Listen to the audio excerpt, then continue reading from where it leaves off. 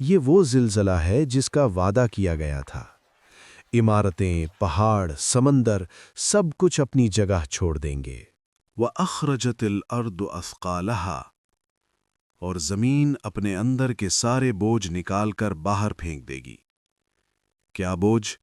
صرف خزانے نہیں، صرف سونا چاندی نہیں، بلکہ وہ تمام انسان جو اس مٹی میں دفن تھے، ہزاروں سالوں کے مردے، فرعون سے لے کر آج تک کا ہر شخص، زمین سب کو اگل دے گی۔ وَقَالَ الْإِنسَانُ مَا لَهَا، اور انسان کہے گا اسے کیا ہو گیا ہے؟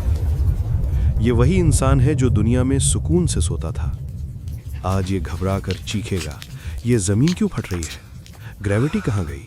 سائنس کہاں گئی؟